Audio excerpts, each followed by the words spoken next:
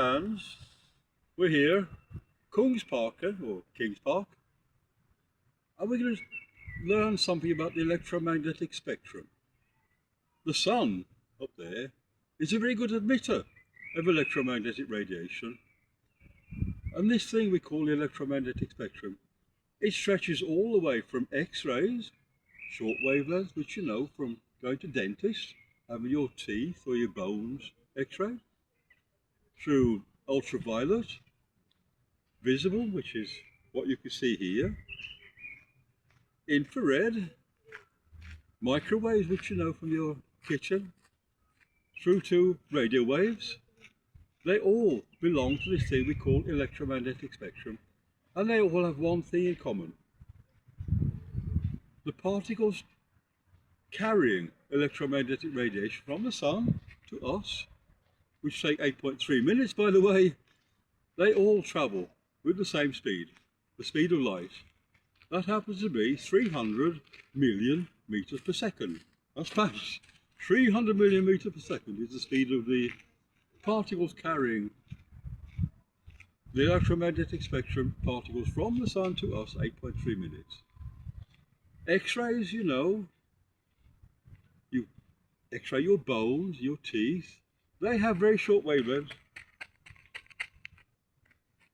Radio waves have very, very long wavelengths, hundreds of meters, which is why they can be interfered with by buildings in the city. They have long wavelengths.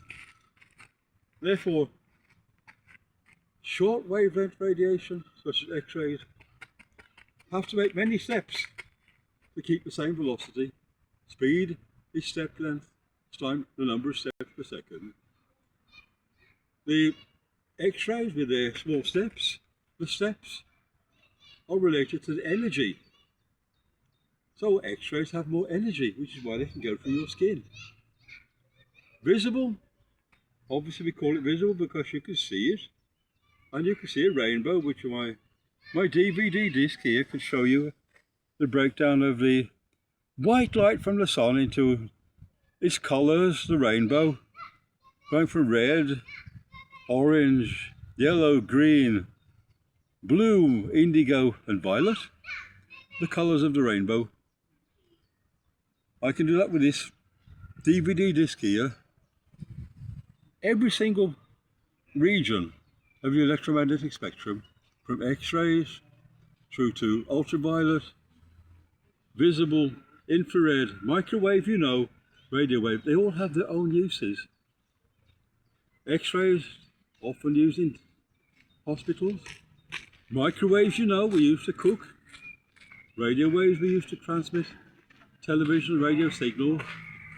Visible we use for seeing. Infrared we use for heating.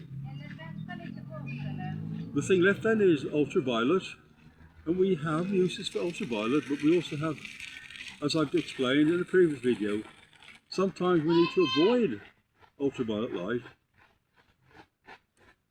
So I will show you in the next video, which will take some time to go through, an instrument which is more powerful than my DVD here. My DVD is actually very good. It's as good, with a little bit of optics, as the instrument used by Anders Ångström in Uppsala in 1860 to measure spectra of various elements, not the sun. But a question, how do we know what elements make up the sun? What elements make up plasmas in space? How do we know about this? Thank you.